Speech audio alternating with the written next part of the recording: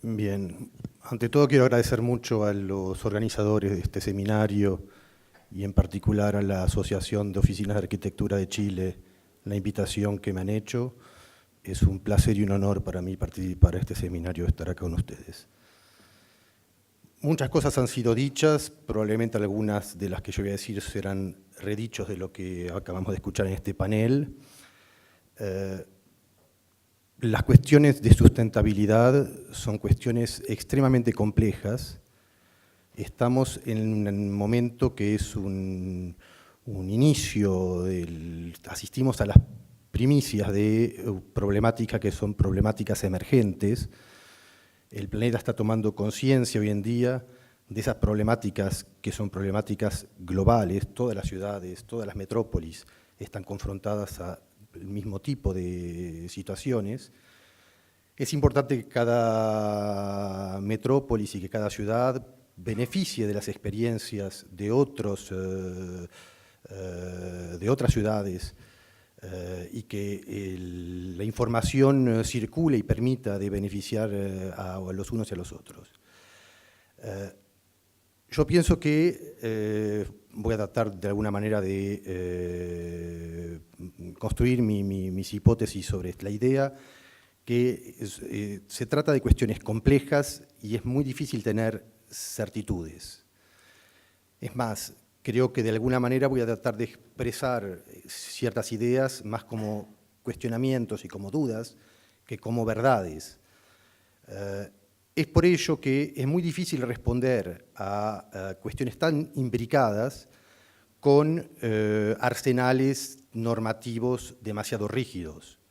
Hoy en día todo lo que permite de evaluar el comportamiento sustentable de los edificios son arsenales normativos, que sea BREEAM, que sea LEED, que sea la HQE francesa, alta calidad medioambiental, son disposiciones que limitan enormemente la capacidad de cada proyecto a responder de manera específica a las cuestiones que son siempre singulares en los proyectos de arquitectura. El buen proyecto es el proyecto que sabe entender las singularidades y las especificaciones propias a un problema particular. Y cuando la respuesta es una respuesta general, es una respuesta que no enriquece, un marco que no enriquece la capacidad del proyecto a aportar la respuesta pertinente, pero que puede en muchos casos reducirla. Hemos visto en el debate que hay normas que son necesarias y la norma es necesaria para hacer evolucionar las habitudes, las costumbres y muchas cosas en el marco de la arquitectura, en el terreno de nuestras profesiones, no hubiesen evolucionado si no hubiese habido normativas públicas que imponen evoluciones en materia de confort, de calidad, de comportamiento energético, etc. Pero hemos visto también en la discusión que hay normas que se oponen al progreso y que pueden ser eventualmente frenos. Entonces, la cuestión no es sí o no a las normas, sino que, y es la razón del título de mi conferencia, y es en ello que implico la noción de ética, es que eso llama a un posicionamiento de responsabilidad y de racionalidad de los actores del marco de la construcción y de la vivienda.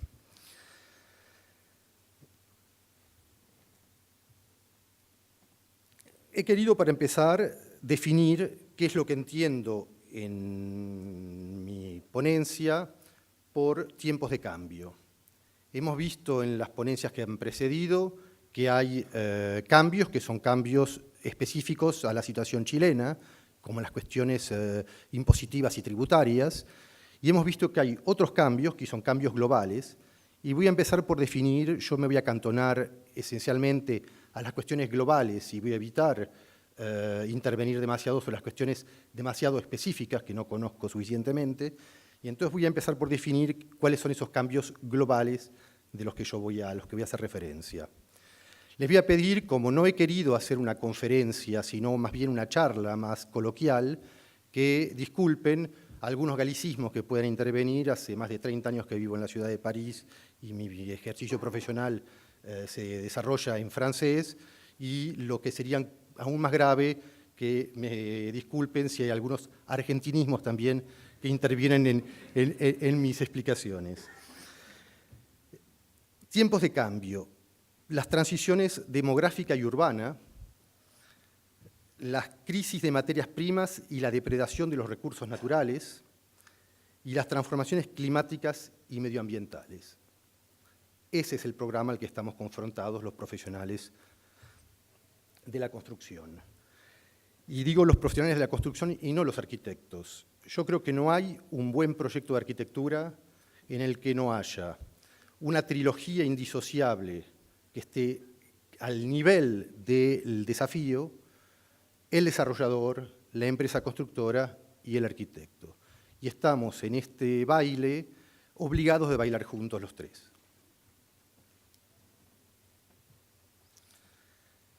La evolución de las transiciones demográficas y urbanas, evolución de la población urbana mundial. Este diagrama es suficientemente explícito. En 1950, 30% de la población mundial vivía en las ciudades. En el año 2000, más de la mitad de la población mundial se transformó en población urbana. Está estimado que al ritmo de crecimiento urbano, en el 2025, 70% de la población mundial será urbana. Tengo entendido que en el caso de Chile estamos ya por encima de las previsiones mundiales para el 2025. En 1950 existían 2 aglomeraciones de más de 10 millones de habitantes. 25 años después, 3. Hoy en día, 23. En China es necesario construir 40 millones de ciudades de 1 millón de habitantes cada año para absorber el éxodo rural en los 20 años que vienen. Esta carta muestra la evolución de la población urbana mundial y hay que distinguir 2 modos de crecimiento urbano.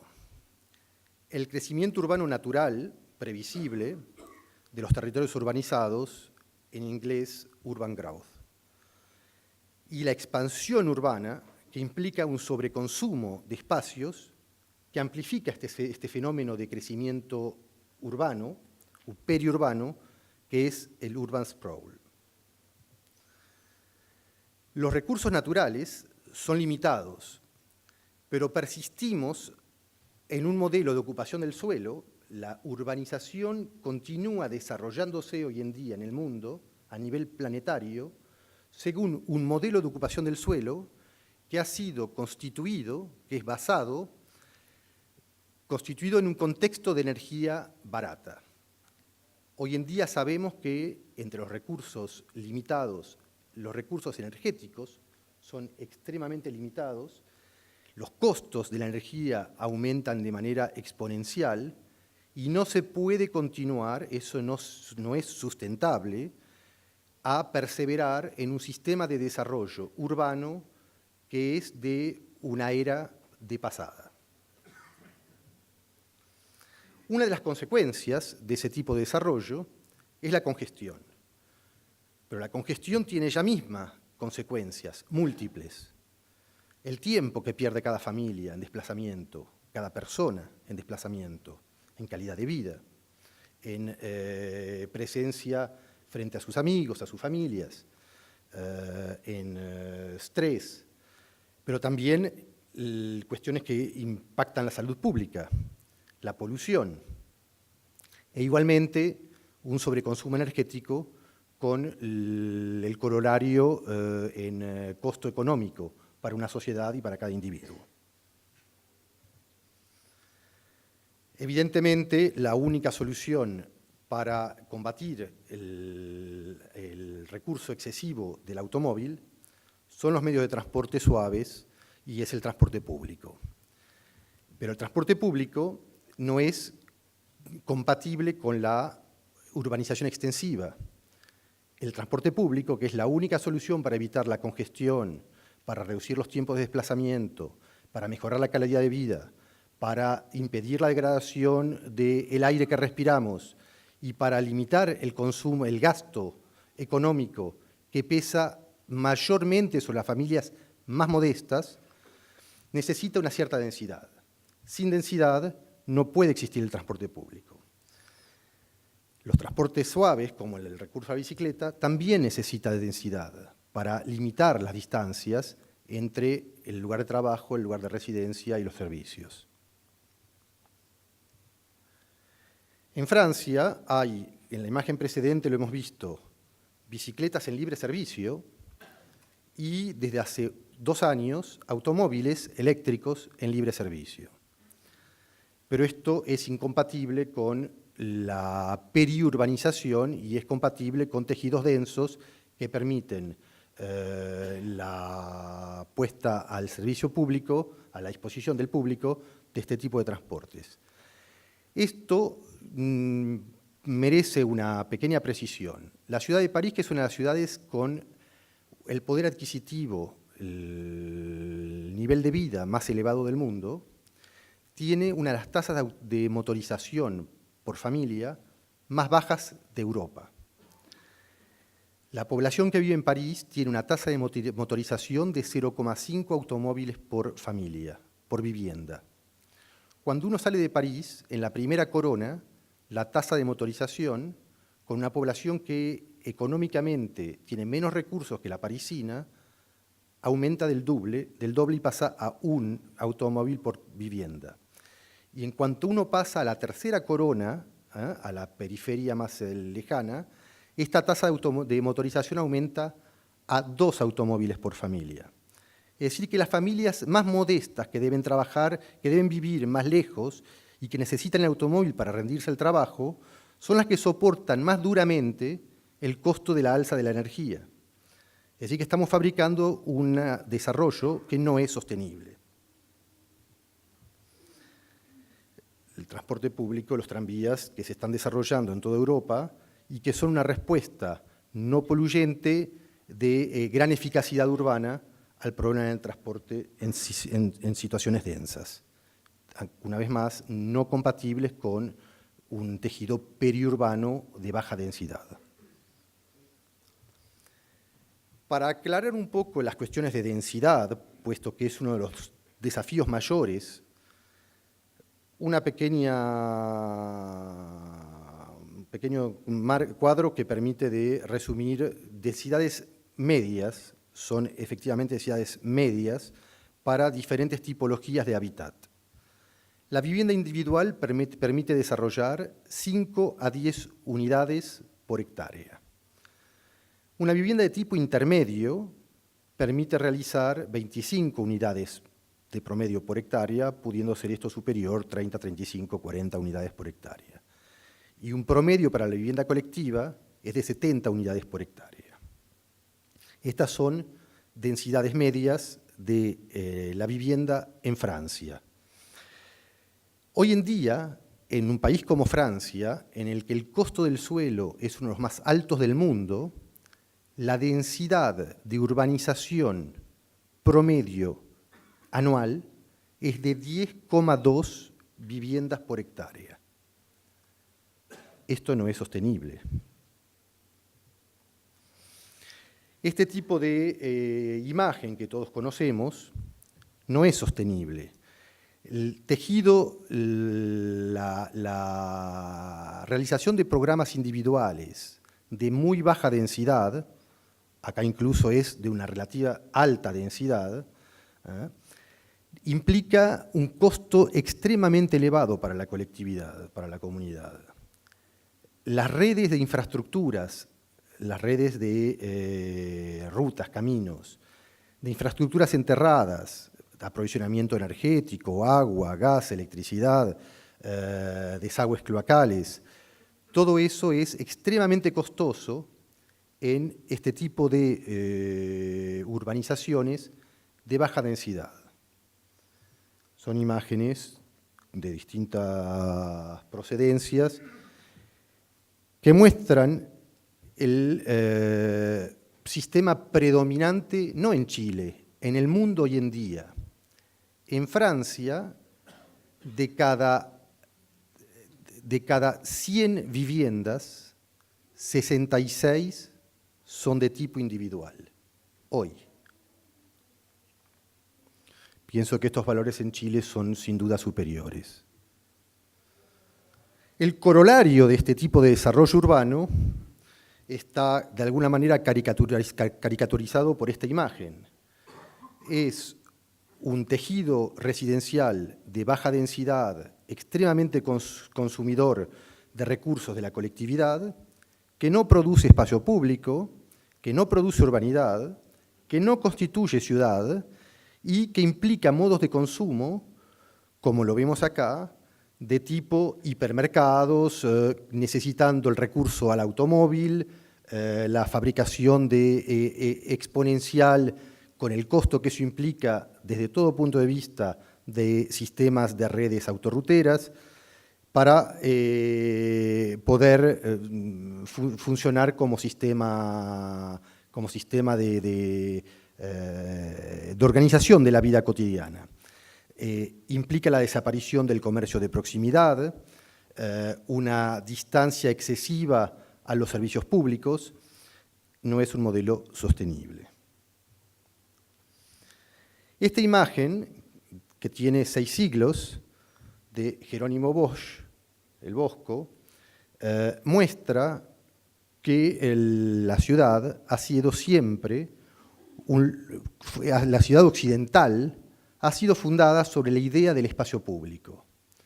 Si no hay espacio público, no hay ciudad, y los sistemas de desarrollo urbano, periurbano, que acabo de mostrar, no generan espacio público y no pueden ser considerados como un modo de desarrollo urbano, no fabrican ciudad. En París, esta imagen, probablemente cualquiera de ustedes viendo esta imagen, reconoce París como viendo una imagen de un cordón de vereda de Nueva York, se reconocerían Nueva York, y tantas otras ciudades que son reconocibles por el know-how, el savoir-faire acumulado a lo largo de siglos para fabricar un espacio público. El espacio público es un espacio cultural, es un espacio de integración, de intercambio. Si no hay ese tipo de espacio público, el sistema de extensión, de desarrollo urbano extensivo, tiene consecuencias múltiples, algunas empecé a esquizarlas. Como consecuencia de la periurbanización, se impermeabilizan cada año en el mundo 300.000 kilómetros cuadrados. 300.000 kilómetros cuadrados es el equivalente de la superficie de Italia.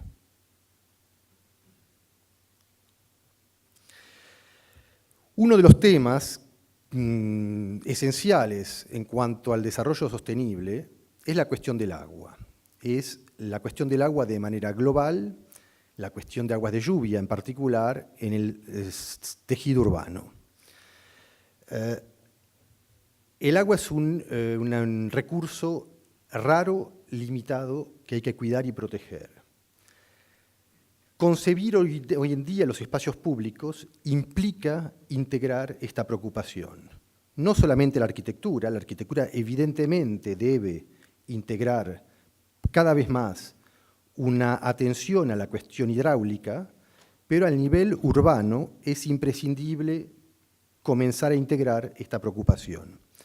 Acá vemos una plaza en una comuna muy popular de la periferia de París, que está concebida para poder inundarse cuando hay lluvias fuertes y no colapsar las redes de aguas pluviales que no están en capacidad de soportar grandes tormentas, grandes cantidades de agua. Se ve una vereda que está sobreelevada y se ve un movimiento del suelo que permite que este espacio, que es una plaza, pueda ser inundado puntualmente y evacuar el agua lentamente, sin colapsar las redes. Acá vemos soluciones de espacio público o privado en el pie, en la parte inferior de los edificios, que están concebidos para recibir las aguas de lluvia y ser inundados, fabricando al mismo tiempo un paisaje que aporta una calidad de uso y de vida al diseño del espacio público o privado. Vemos acá grandes conjuntos habitacionales de la periferia parisina, en los que también habían problemas de inundación, y el espacio público se ve acá como los espacios paisajísticos están concebidos para recibir cantidades de agua, inundarse en caso de grandes tormentas y lluvias, de la misma manera que acá están fabricados para recibir el agua y evitar el colapso, la inundación del suelo y el colapso de las redes de evacuación pluvial. Y lo que es importante entender es que esto no solo permite economías de infraestructuras, no solo permite evitar siniestros, todo tipo de dificultades que dificultan la vida cotidiana de las familias, pero además, bien entendido, esto permite de fabricar un nuevo espacio público más calitativo, rediseñado, introduciendo un tratamiento vegetal en el espacio público o privado residencial, y entonces nos obliga a repensar la manera de trabajar nuestros proyectos, y integrar esas preocupaciones no es una limitación proyectual, sino que al contrario abre hacia enormes oportunidades nuevas en la manera de concebir los proyectos. Lo vemos acá como en proyectos modestos, la preocupación del agua de lluvia permite, con soluciones de todo tipo, diversas, introducir respuestas a estas temáticas, que son temáticas esenciales desde el punto de vista sustentable y medioambiental.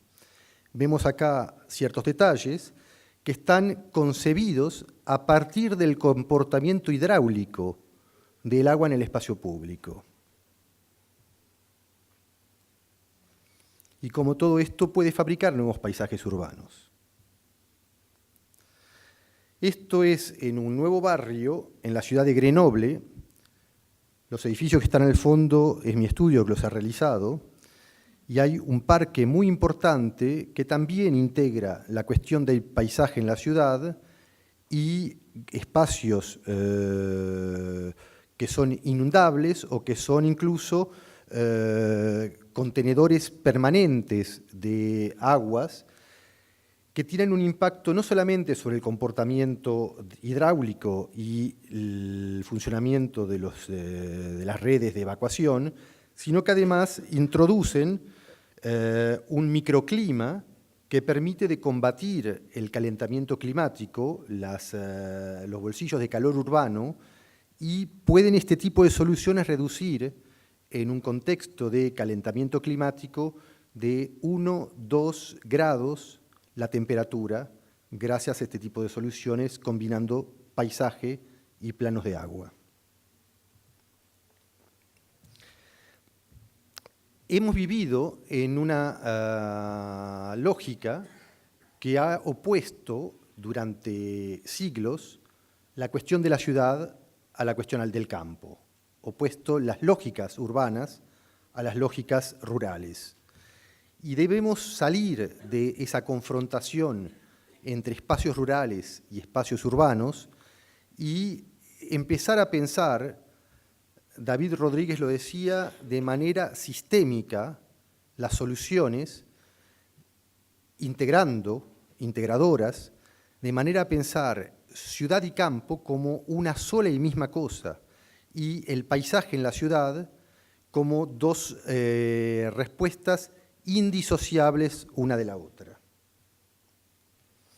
En la ciudad de París, un nuevo barrio que piensa de esta manera el desarrollo urbano, combinando la cuestión paisajística de la cuestión de la densidad. un proyecto nuestro, de mi estudio, en la ciudad de Grenoble igualmente, otro barrio, 30 hectáreas, en el que el programa preveía en el concurso que he ganado, que está realizado este barrio, un concurso que he ganado hace más de 20 años y ha llevado 20 años realizar estas 30 hectáreas de urbanización, y en este barrio el concurso preveía originariamente 5 hectáreas de espacios verdes.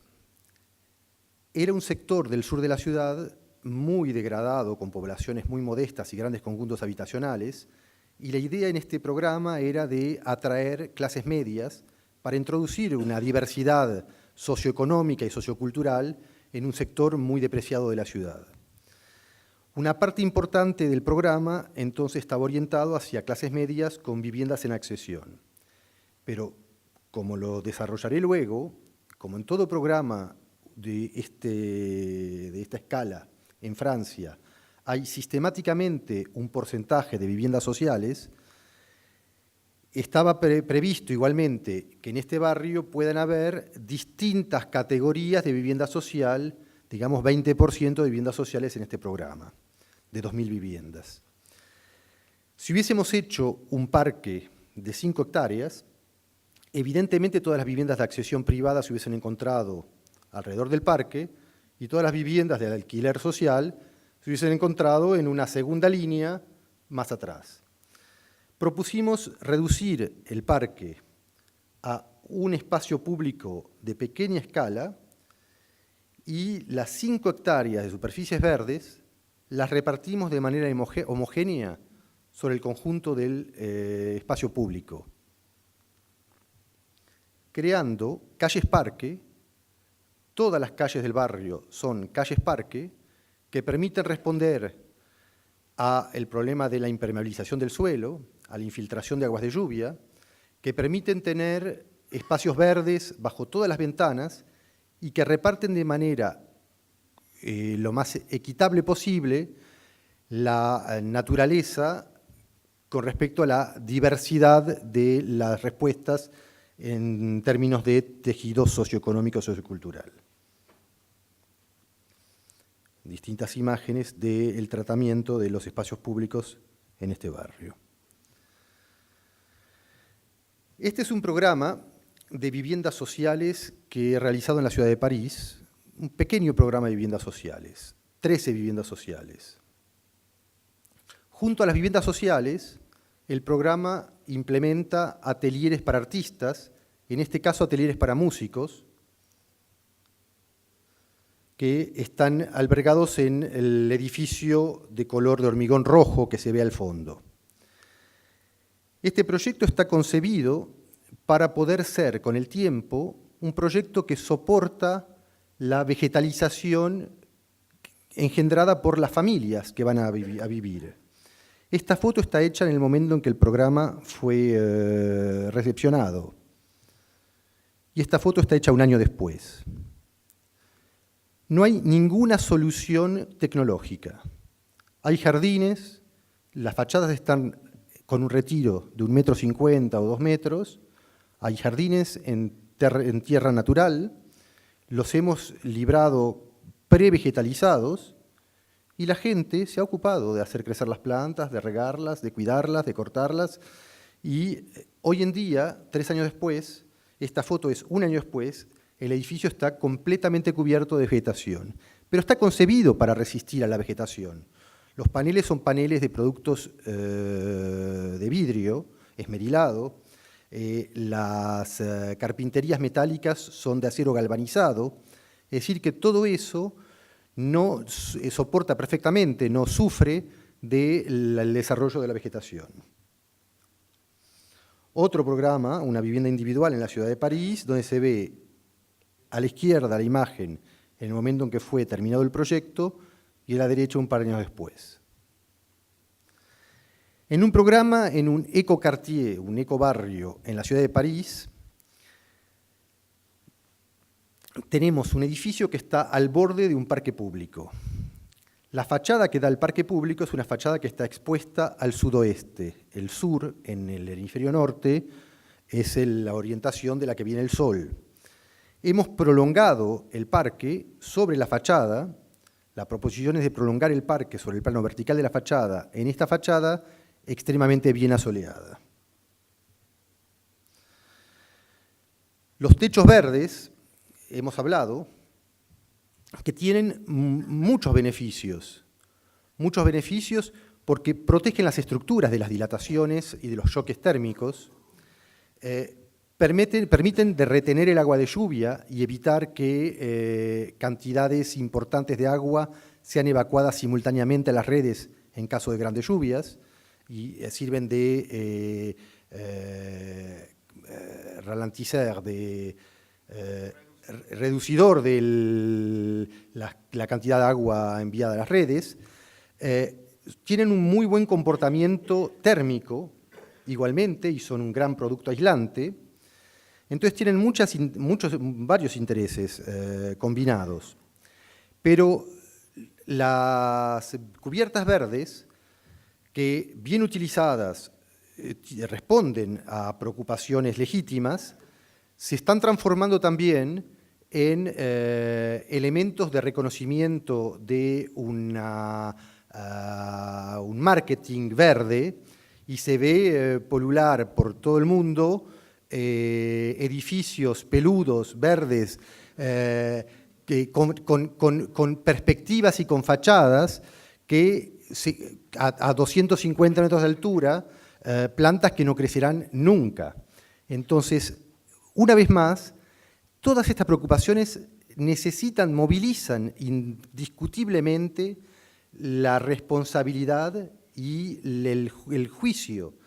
Tenemos que asumir en cada respuesta y en cada desafío, con toda conciencia, las respuestas objetivamente movilizables para responder a las cuestiones que contrae cada proyecto.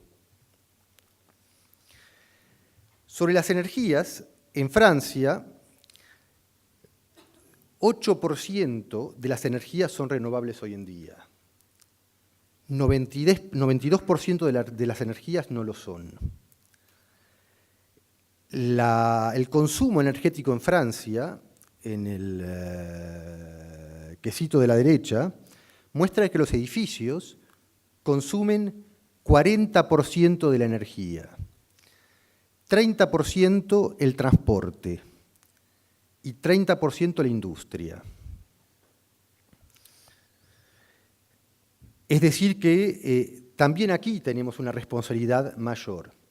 Sin embargo, cuando vemos que en Chile hay un edificio LEDs, que ha movilizado una energía colosal, y al lado de eso el conjunto de la vivienda no integra soluciones respetuosas del medio ambiente, uno podría preguntarse si en vez de exigir mucho de poco, no habría que exigir más de mucho. Y en ese sentido, a veces uno puede interrogarse sobre la pertinencia de ciertas reglamentaciones, concluyendo que en algunos casos lo mejor es el enemigo del bien, y que la búsqueda desenfrenada de la performance energética también puede excluir a paños enteros de la sociedad de acceso a la vivienda. Entonces, todo es una cuestión de justo medio y de equilibrio y de oportunidad. Vemos este tipo de caricaturas en que una vivienda individual extremadamente consumidora de energía por el modo de desarrollo urbano y por el conjunto de características de deperdición energética de este tipo de vivienda, se da buena conciencia con un par de paneles energéticos solares sobre el techo. Esta imagen, pero esto lo vemos a través del mundo, viene de Japón, y tejidos que son extremadamente consumidores, no es porque habrá unos paneles solares en el techo que esta solución es una solución sostenible. No lo es. Comunicación institucional en Francia, aconsejando a individuos de recurrir a este tipo de soluciones sin cuestionar el modelo de desarrollo urbano y continuando a producir 2 viviendas individuales sobre 3 viviendas de esta forma individual.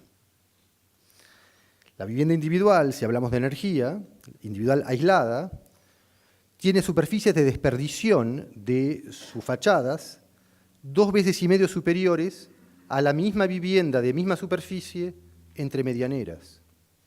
Entonces, no porque se le pongan 2, 3 o 4 metros cuadrados de paneles solares en el techo, se resolverá el problema de la desperdición energética. Por otro lado, en lo que concierne a los paneles solares, la cuestión es una cuestión también balbuciante. Hoy en día, el costo de los paneles solares se amortiza entre 15 y 20 años, pero la duración de vida del panel solar es inferior a 15 años. Entonces, es absurdo. Es la razón por la que el sector público en Francia subvenciona y instiga a que los constructores de vivienda social implementen los paneles solares, por 2 razones. La primera, porque es sobre la democratización de las respuestas técnicas que se podrá bajar los costos. Mientras no haya demanda, los costos continuarán a ser altos. Y entonces, si las soluciones se democratizan, los costos bajarán. Y una solución que hoy en día no es sostenible porque no es amortizable, a término deberá serlo, pero eso implica una voluntad política pública. Y por otro lado, los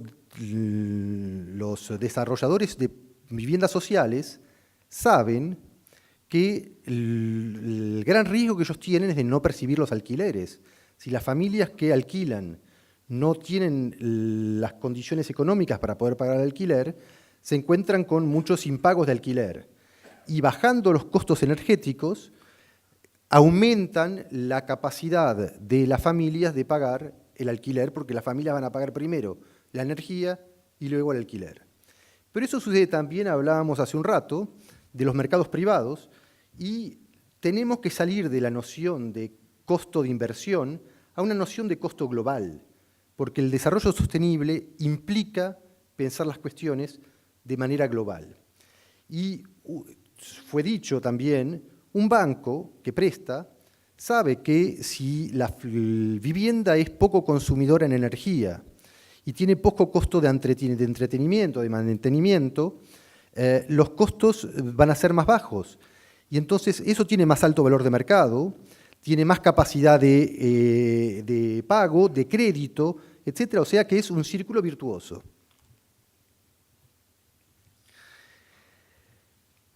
El tema de las energías también lo estamos pensando de alguna manera sobre primicias que están evolucionando.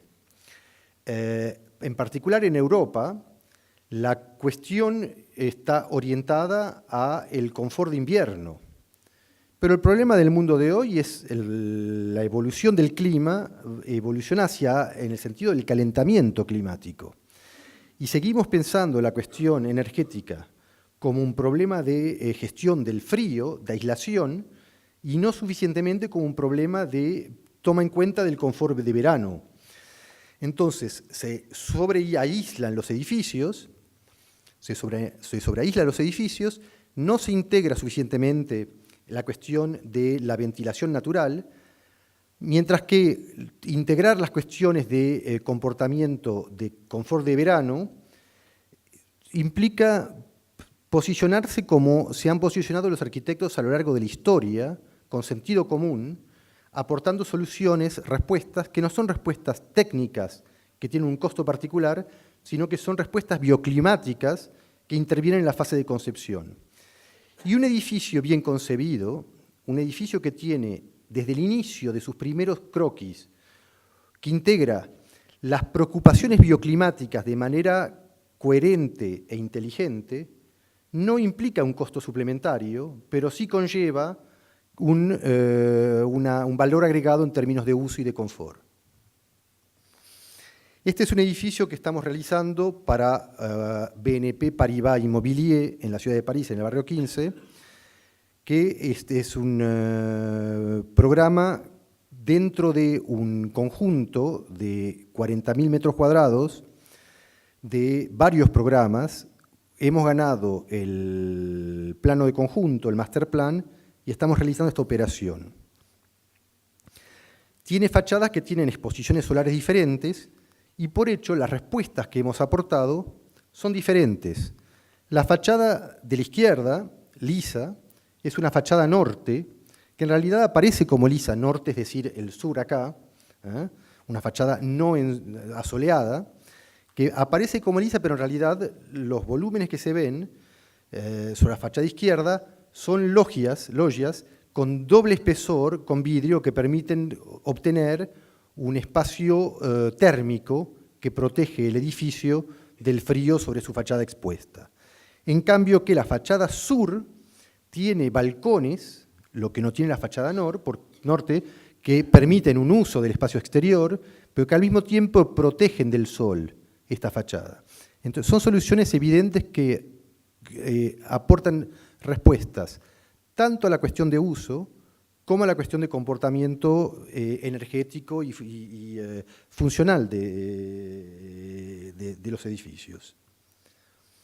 Vemos acá como cada fachada está trabajada en función de su orientación y cada solución responde a múltiples solicitaciones o a múltiples preocupaciones de uso, de comportamiento energético, de relación con las vistas, de preservación de la intimidad.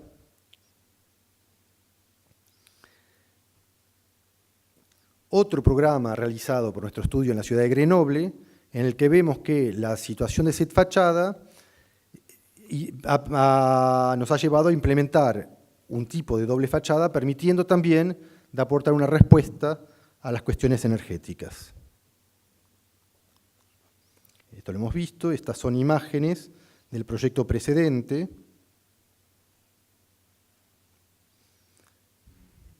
En el que una atención muy importante es aportada.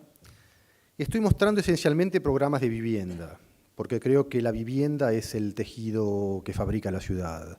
O sea, no se trata de mostrar tal o tal equipamiento público, un edificio de oficinas. Lo esencial de la fabricación de la ciudad pasa por la vivienda y me parece que para abordar las cuestiones de sustentabilidad la vivienda tiene una dimensión ejemplar. Y fabricar viviendas no es fabricar fachadas. Fabricar viviendas, una vivienda se fabrica tanto del interior hacia el exterior que del exterior hacia el interior. Y no se puede pensar un edificio de viviendas sin partir de la vivienda. Partir de la vivienda significa organizar las vistas, organizar la intimidad, preservar las condiciones de intimidad residencial, pero también es, como acá lo muestra, todos los departamentos en este proyecto son traversantes. No hay ningún departamento monoorientado y todos tienen vistas múltiples, porque no solamente eso permite de enriquecer las condiciones de habitabilidad de la vivienda, pero además el hecho de tener una vivienda traversante permite de tener una convección del aire. Entre las fachadas frías y las fachadas calientes se genera una convección. Y esto responde a la ventilación nocturna, responde al problema del confort de verano, y entonces aporta condiciones de uso de la vivienda que no existen en viviendas monoorientadas. Otra cosa que se ve en este plano es que hay distintas tipologías de vivienda, pero sobre ese tema volveré un poquito más tarde. Disposiciones de fachada permiten también que el sistema de ocultación y de protección solar participe del funcionamiento energético del edificio. Cuando se levanta una persiana, esa persiana se transforma sobre una fachada expuesta en panel, en brise soleil, en protección solar. Entonces, un proyecto, yo considero que cada respuesta que debemos aportar en un proyecto debe responder a solicitaciones precisas. No trabajamos, movilizamos fondos muy importantes, esfuerzos, técnicas que no pueden ser utilizadas gratuitamente. Cada respuesta, cada solución responde por lo menos a un problema.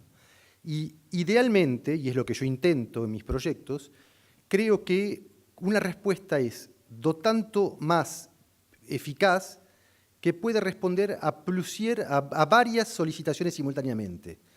Una respuesta que permite responder a un problema energético, a un problema de uso, a un problema funcional, a un problema de seguridad, una baranda de balcón, que al mismo tiempo sirve para protegerse de las vistas de los pasantes, para servir de soporte a las plantas que crecen, para protegerse de la caída y proteger a los niños de la caída. Está respondiendo a 3 solicitaciones. Entonces, si uno puede concebir una barrera de balcón que no solamente responde a una cosa, pero responde a 3 cosas al mismo tiempo, esa respuesta es más performante, más eficaz, más sostenible que si no responde a nada. Una vivienda unifamiliar en París, para mostrar que no es una condenación de la vivienda unifamiliar, pero la vivienda unifamiliar puede ser de alta densidad. Esta es una vivienda realizada que tiene un terreno de 100 metros cuadrados, 110 metros cuadrados, que desarrolla 300 metros cuadrados habitables, de alta densidad y que combina no solamente la densidad como elemento sostenible, pero paneles solares, que en este caso son tubos, que permiten de optimizar la orientación con respecto al sol para cada periodo del año y que no tienen el impacto negativo de los paneles solares clásicos que desnaturan los edificios. Y a la derecha vemos, en esta vivienda, está equipada de un sistema, vivienda individual equipada, de un sistema de reciclaje de aguas de lluvia que se retratan dentro de la vivienda y se reutilizan para los inodoros, para el riego de plantas y para lavar la ropa con el agua usada, retratada. Tiene una ventilación en doble flujo con recuperación de calor. Todos los materiales son materiales degradables, biodegradables. Todos los cables son biocable de manera a suprimir todas las ondas electromagnéticas dentro de la casa. Un conjunto de soluciones, techos vegetalizados se perciben abajo de la imagen, un conjunto de soluciones que responden a todo un panel de preocupaciones. Sin embargo, no hemos intentado certificar esta casa, que es una casa que ha sido presentada en publicaciones internacionales como un ejemplo de desarrollo sostenible. Porque para mí, ante todo, es una casa agradable a vivir y no un desafío tecnológico. Es un marco de vida de una familia que vive ahí. Entonces, el objetivo no es obtener distinciones, sino fabricar un marco de vida sostenible. Para terminar, algunas consideraciones sobre la cuestión de la diversidad. Diversidad es un término que es una mala traducción de un término francés que es mixité. Mixité no existe en español, es una mezcla, es diversidad. La traducción literal no existe. La mixité puede ser tipológica, funcional, social, y es un elemento central del desarrollo sostenible, desde mi punto de vista. La diversidad tipológica significa que cuando uno fabrica un tejido, tiene que mezclar los productos inmobiliarios, porque si no fabrica tejidos extremadamente homogéneos que no producen ni mezcla cultural, ni mezcla social, ni responden a las distintas categorías de la población. Entonces, vivienda colectiva, vivienda intermedia, vivienda individual, no hace falta segregarlos en barrios de alta densidad y barrios de baja densidad, sino que pueden estar mezclados en un mismo tejido urbano. Y también en unidades de diferentes tamaños, porque la ciudad está constituida por familias, por personas solas, por viejos, por jóvenes, por estudiantes, por distintas maneras de vivir la vivienda. Entonces, los productos inmobiliarios son hoy en día demasiado estereotipados y los profesionales no anticipamos suficientemente sobre las evoluciones de los modos de vida. No anticipamos sobre el envejecimiento de la población, en el momento de fabricar las viviendas, No anticipamos sobre las evoluciones de las familias y las personas que divorcian, las familias solas, las familias jóvenes. Entonces producimos productos inmobiliarios completamente estereotipados y es esencial de interrogarse sobre las evoluciones de la sociedad. En este proyecto urbano tenemos distintas situaciones, un tren urbano al bajo y un eje automotor arriba. Entonces, esas situaciones con respecto a la accesibilidad, que la cuestión del ruido, han inducido diferentes tipologías de vivienda. Y vemos una banda a lo largo del espacio público automóvil de viviendas colectivas, una banda de viviendas intermedias en la parte central y una banda de viviendas intermediarias bajas cerca de donde están las vías del tren, porque el tren está en trinchera y si esas viviendas fuesen más altas estarían expuestas al ruido, pero siendo bajas no están expuestas al ruido. Entonces, la toma en cuenta de las condiciones con respecto al ruido en ese barrio ha permitido proponer diferentes soluciones tipológicas que responden a distintos segmentos del mercado inmobiliario. Y vemos acá imágenes de ese barrio presentando diferentes soluciones de productos inmobiliarios. En la ciudad de Besançon, Yves, en la ciudad de Besançon, hemos ganado también un concurso sobre un sitio de 7 hectáreas para la transformación de un antiguo cuartel militar. Vemos en la imagen que hay sobre ciertos límites de ese sector, grandes conjuntos habitacionales y viviendas y programas de gran escala, y sobre otro de los bordes, vivienda individual de baja densidad. La toma en cuenta de las características del sector y de los tejidos aledaños también ha llevado en este proyecto a imaginar sobre las vías de gran circulación, las rutas de acceso de gran circulación automotor, programas terciarios, programas de oficinas y de vivienda colectiva, transformando antiguos edificios militares en viviendas de tipo loft. En el centro del barrio, viviendas colectivas e intermediarias, y en el límite con el tejido individual existente, viviendas individuales. Entonces, también acá la toma en cuenta del tejido aledaño, de las condiciones de fabricación de este proyecto, pero también de las vistas sobre la bucle, sobre el río, sobre el centro de la ciudad. Estamos en un punto alto, como son frecuentemente los sitios militares, que tienen por vocación de tener una situación defensiva y que dominan el paisaje, la geografía.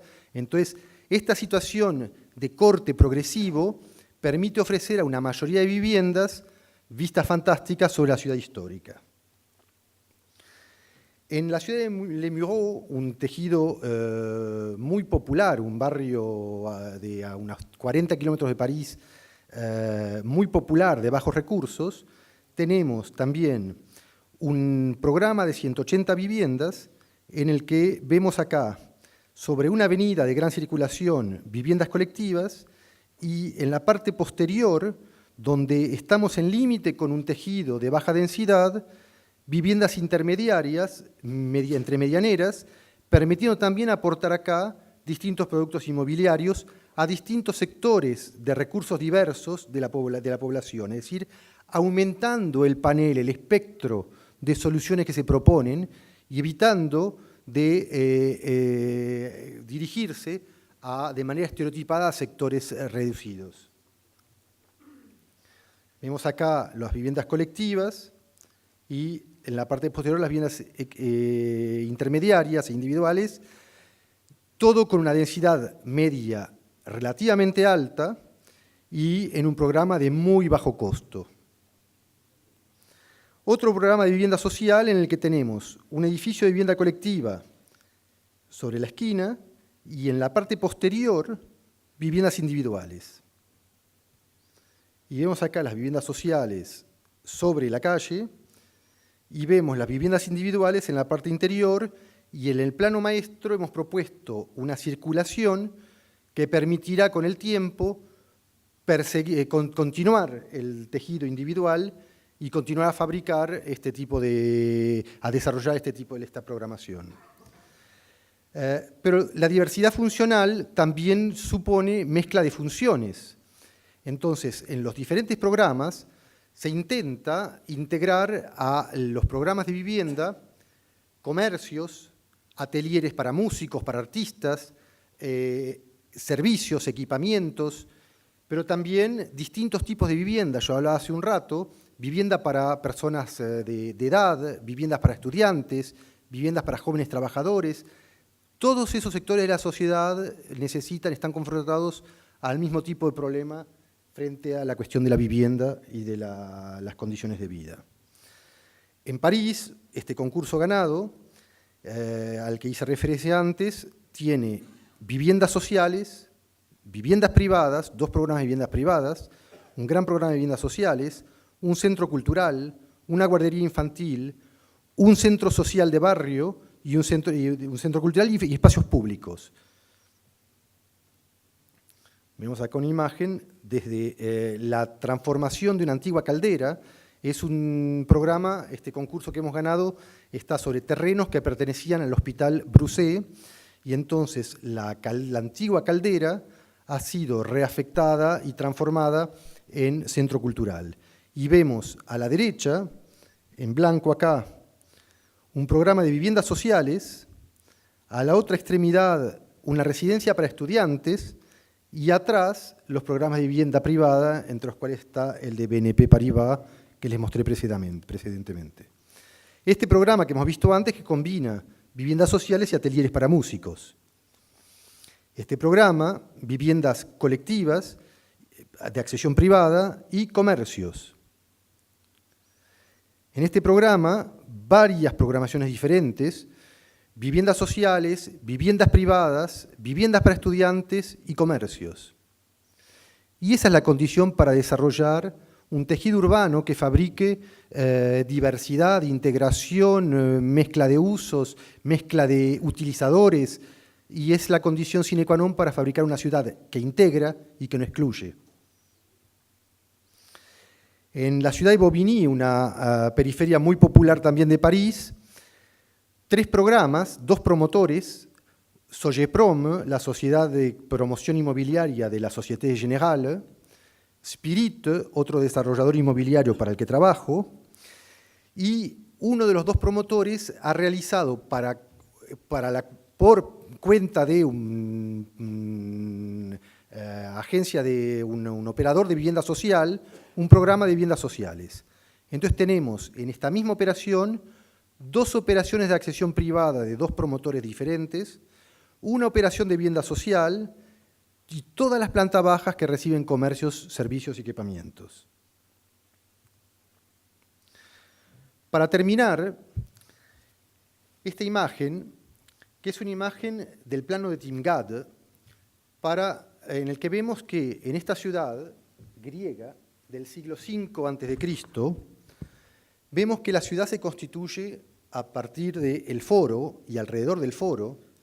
Se ve el teatro, se ven las termas, se ve el mercado, se ven el Capitolio, los equipamientos deportivos, se ve el tejido residencial, para decir que en el siglo VI a.C., Clistén, bajo el reino de Clistén, se inventa un sistema político que es vigente hasta hoy y que ha marcado la historia política del mundo occidental, que es la democracia. Un siglo después, en el siglo V a.C., Hipódamo de Milet retranscribe de manera espacial el principio democrático, el principio político de democracia. La ciudad griega, esta ciudad que estamos viendo acá, es la retranscripción espacial del principio político-filosófico de democracia. Una ciudad en la que todos los ciudadanos son iguales ante la ley y la equivalencia de esos ciudadanos en la ciudad es la retranscripción de la idea de democracia, esa idea que es la única que en la historia del mundo occidental ha sabido fabricar la ciudad democrática occidental. Muchas gracias.